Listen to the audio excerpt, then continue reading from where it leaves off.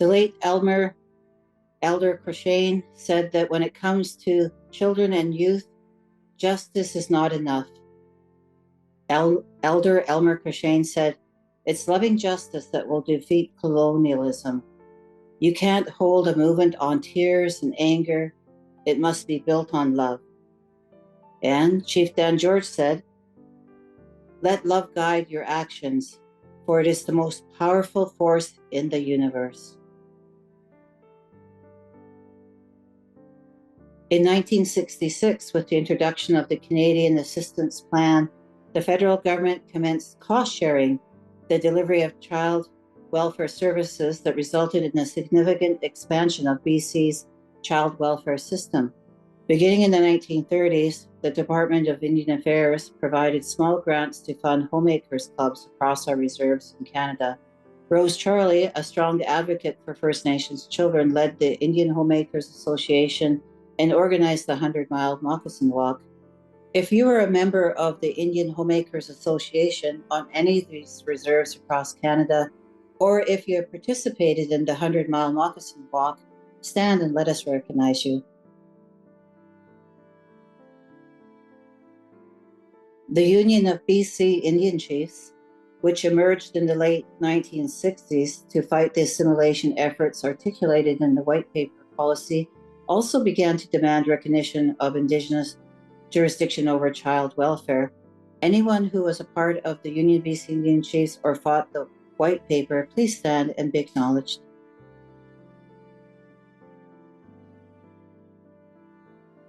We raise our hands to Cookby Wayne Christian and all those who took part in the Indian Child Care Caravan. If you're a part of the Indian Child Caravan, please stand and be recognized. We raise our hands to Deb Foxcroft, the first executive director of Delegated Aboriginal Agency in British Columbia. Despite Canada placing a moratorium on future delegated agencies until a funding policy was in place, Deb and Nuu-chah-nulth Nation reignited our hope. If you're a part of the movement to create the Delegated Aboriginal Agency model and end this moratorium, please stand up. We honor your perseverance. In 1992, Lavina White and Eva Jacobs undertook extensive community consultations in British Columbia and developed over 100 recommendations with an emphasis on community development. This work resulted in provisions within the newly created Child and Family and Community Service Act that provided Aboriginal communities a voice in planning for and caring for their children. We honor Lavina and Eva and all those who came together in the community to create Liberating Our Children and Liberating Our Nations. We honor all who served and continue to serve as designated representatives. In 1994, these community leaders and advocates came together as the Caring for the First Nations Children's Society and began providing delegation training for the staff of the newly created Delegated Aboriginal Agencies. The Caring Society became the Indigenous Perspective Society in 2014 and continues to offer training programs for delegated Aboriginal agencies. In working in a First Nations community, we're dealing with different realities than the mainstream child welfare services. The elders saw that there was too many of our children being taken care out of their communities, and hence worked with the elected chiefs to start developing some plans to assume more control and authority over family and child services. Because, before, when Indian Affairs handled all our affairs, everything that controlled our lives was through the Department of Indian Affairs, and our people never had a say in anything, not just in child welfare.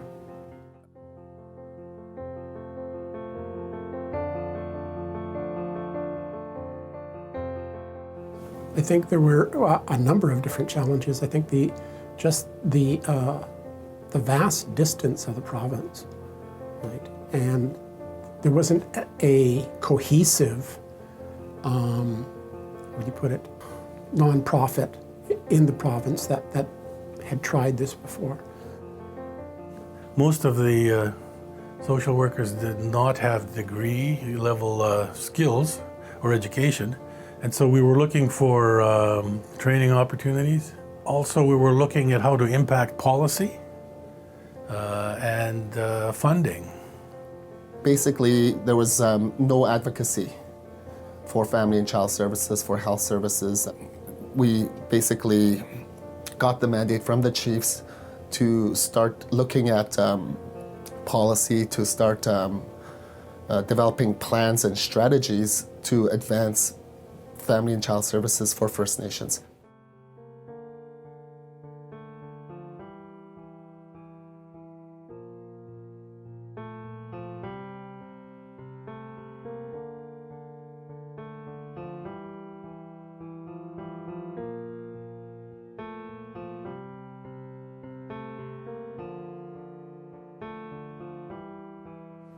And at that time, a group of us in the Lower Mainland would get together at conferences and so on and talk about common concerns and issues in our practice at the First Nations level.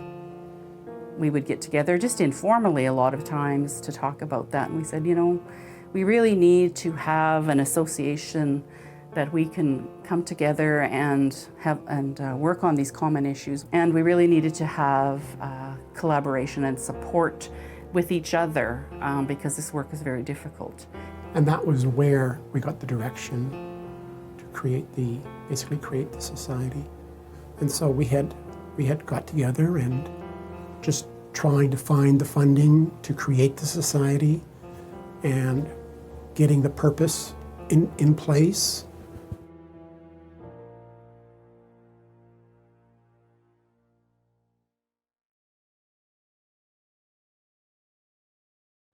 Because we were the first, I had to go across Canada to talk to some of the agencies like in Manitoba and in New Brunswick and different provinces that already had child welfare, and they had child welfare for about 30 years prior to British Columbia. So I had to do a lot of research and meeting with people to get ideas of some of the reasons why they took over child welfare and how they were going to do it differently, because we knew that we wanted to do something different than the province of British Columbia. In other words, involve the people.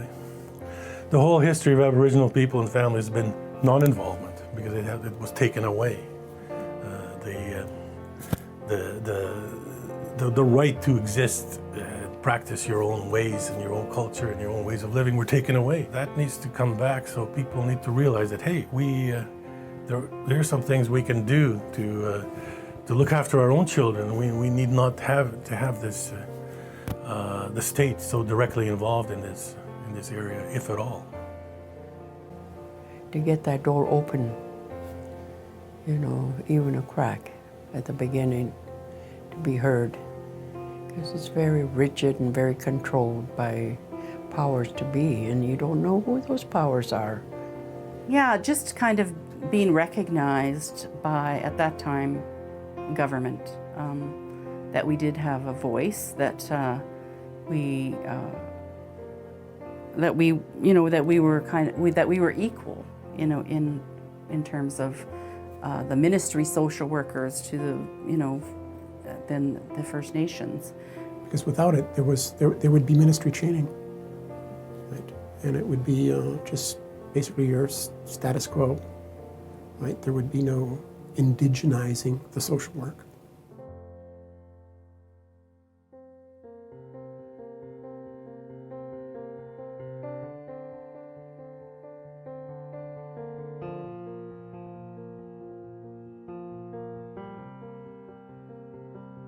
The main reason why we took over Child and Family Services was because we wanted to ensure our children were not removed from their families and their communities and their culture. We tend to, in mainstream, we tend to prescribe to people with needs as what they should do and what kind of services they should have. And instead of prescribing, I think we need to come back and we need to ask them as users of the service, what kinds of services would help you most, and start from there, and then build those services so that children can stay at home. The The problem is that even with delegation, right, if you do not have the capacity to provide the supports, right, you're not doing the children any justice. Right? A waiting list is not a service, right? And it's to fill that void. It's just the recognition that there are people of First Nations people,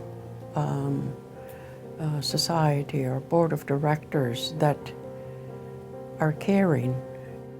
We now have 24 Aboriginal First Nations agencies in the province, from one in the 1980s. So I think we've come a long way in terms of developing those child welfare services in communities, but there's still a long ways to go in terms of filling the gaps of services. We honor and hold up those who are part of the creation of the Caring for First Nations or Indigenous Perspective Society. Please stand. The Our Children Our Way Society, also born out of the First Nations Caring Society and cousin to the Indigenous Perspective Society, is grateful to share in this history. The late Linda Lucas, long-term executive director of Caring for First Nations Children's Society, now known as Indigenous Perspectives Society. Nita Wacom, founding chair of the First Nations Directors Forum, where the Our Children Our Way Society later emerged from in 1995. Nita Wacom served as the longest chair of the Directors Forum that is comprised of the executive directors of all delegated agencies in British Columbia, now known as Indigenous Child and Family Service Agencies. If you are or have been on the board of or a leader in a delegated agency, please stand. The creation of the Aboriginal Operations and Practice Standards and Indicators, a collaborative effort amongst numerous people and delegated agencies intended to meet or beat government standards in 1999. All those who participated in the creation of implementation of the AOPSI, please stand and be acknowledged. In June 2002, Aboriginal leaders came together to sign the Tsawwassen Accord, called for the development of Aboriginal authorities to lead the way in reducing the number of Aboriginal children in care. Grand Chief Stuart Phillip of the Union of BC Indian Chiefs said, "There's been a tremendous amount of positive energy generated around this issue because we are talking about our future generations and the importance of working together to make sure our children have better lives." Grand Chief Stuart Phillip's dedication to these causes is evident through his long-standing leadership and advocacy efforts. He has been instrumental in shaping policies and legislation that supports First Nations communities, including the Declaration on the Rights of Indigenous Peoples Act. All those who participated in the development of the Tsawwassen Accord or similar MOUs in their territories, we hold you up and acknowledge you. Please stand. The Wenday reports, First Nations Child and Family Caring Society of Canada. These reports are critical in preparing for and advancing the Canadian Human Rights Tribunal regarding Canada's discrimination against First Nations in how children and family services were resourced. All of those who participated in the Wenday reports, please stand and be acknowledged. Touchstones of Hope, 2006. If you were part of the creation of Touchstones of Hope, please stand to be acknowledged. On February 23, 2007, the First Nations Child and Family Caring Society and the Assembly of First Nations filed a human rights complaint at the Canadian Human Rights Commission, alleging that the Government of Canada is providing less child welfare funding to First Nations children and failing to implement Jordan's Principle. On January 26, 2016, the tribunal substantiated the complaint that the Canadian government has indeed discriminated against First Nations children. This landmark decision mandated the government to immediately rectify the funding inequities and implement long-term solutions to ensure fair treatment and services for First Nations children. Anyone who participated, intervened, worked to implement the Spirit Bear Plan, or bared witness, please stand and be recognized. Jordan's Principle. In memory of Jordan River Anderson, October 22nd, 1999 to February 2nd, 2005. Trudy LaValle initiated Jordan's Principle in Manitoba. Manitoba Bill 233, the Jordan Principle Implementation Act. In 2009, Bill 233 was introduced in the Manitoba Legislative Assembly. Trudy LaValle was involved in the development and advancement of this bill. Trudy and all those who also work to advance Jordan's principle in their community, those who continue to advocate for its implementation, who hold the spirit of Jordan River Anderson in their heart while persistently putting the child first before bureaucracy, please stand to be recognized.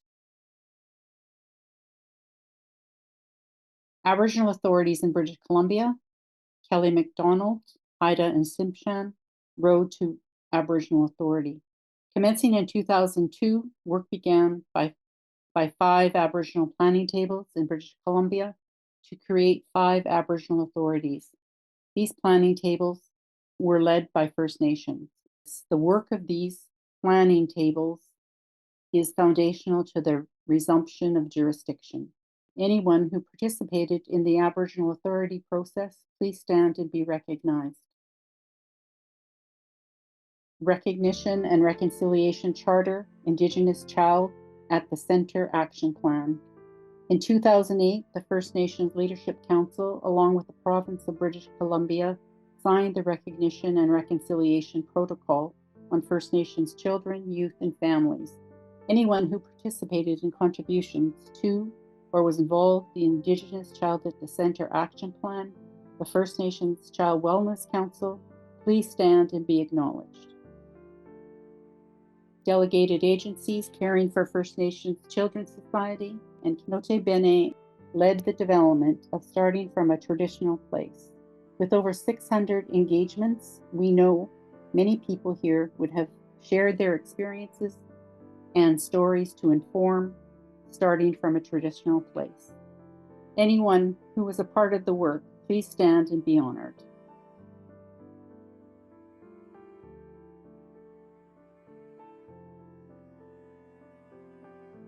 Wrapping our ways around them, Indigenous communities and the Child, Family and Community Services Act, Arctic Wacom and Haley Bruce. As noted in Wrapping Our Ways Around Them, Aboriginal communities should be encouraged to become involved as early as possible in decision-making about their children. Anyone who is part of creating or informing this guidebook, please stand and be honored. Samantha Cocker led the development of the Aboriginal Policy and Practice Framework. Maurice Squires leads the implementation of the Aboriginal Policy and Practice Framework. This framework has been foundational to articulate the necessity of culturally informed and grounded ways when working across governments. All those who contributed to the development of the APPF, please stand and be honored. Truth and Reconciliation Commission of Canada, TRC Commissioners, the Honourable Murray Sinclair, Grand Chief Wilton Littlechild, and Dr. Marie Wilson. The Truth and Reconciliation Commission sought out and illuminated the stories of thousands of our Indigenous peoples, anyone who spoke their truth, who survived, who persisted, so that we could continue on. Please stand and be honored. The Tripartite Working Group was established in 2017 as a result of the Reconciliation Charter for First Nations Child and Family Wellbeing between First Nations Leadership Council, the province of British Columbia, and Canada. The working group's objective was to achieve the mutual goal of systematic reform to improve First Nations child and family well-being, which reflects the mutual commitments in the Reconciliation Charter. Anyone who's played a role in advancing the goals of the Tripartite Working Group on First Nations child and family well-being for systematic reform and transformative change, please stand up and be recognized. Murdered and Missing Indigenous Women and Girls, Reclaiming Power in Place, the final report of the National Inquiry into Missing Murdered Indigenous Women and Girls. Marion Bullier, Chief Commissioner, Michelle Odette, Kwajak Robinson, Marilyn Poitras, and Brian Elfison. All those who spoke into the final report of the Missing Murdered Indigenous Women and Girls National Inquiry and took up actions in their communities, homes, and offices, and have sparked grassroots movements to honor our loved ones and call their spirits home, please stand up and be acknowledged. Cowessess First Nation is the first nation to sign a tripartite agreement using the federal legislation, an act respecting First Nations, Inuit, and Métis children, youth, and families. Chief Cadmus Delorme, on behalf of Cowessess, took a bold step in enacting their laws and taking responsibility and accountability for jurisdiction before any other nation had stepped forward. We continue to learn from Cowessess First Nations, acknowledge and recognize them for this bravery. All those from Cowessess First Nation and those involved in the developing and enacting of their legislation, please stand and be honored. The Indigenous Child and Family Services Directors, Our Children Our Way Society, also raises its hand to the chair of our organization, Mary Tiji, who is Gitxsan and Takla Nation, a hereditary chief and the recipient of numerous advocacy awards. Mary's incredible efforts, contributions, and her unwavering commitment to fight for and uphold the rights and sacredness of Indigenous children and youth. The ancestors of those yet to be born, children, youth, young, adult advocates. We acknowledge all of the children and youth who have experienced the child welfare system, lifted up the stories and voices of their peers, advocated for children's rights, or have provided guidance as part of an advisory committee or through sharing their stories. Please stand and let us honor you. Gitxsan Elder Audrey Lundquist, speaking at the Idle No More movement to our youth activists, has carried this message and continues to carry this message. Anyone who has learned from or walked alongside Audrey, please stand and be acknowledged. We will close with her words shared in 2013.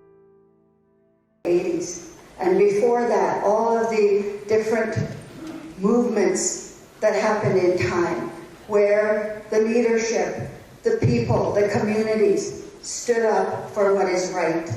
We thank them for that. We wouldn't be here today if it wasn't for them.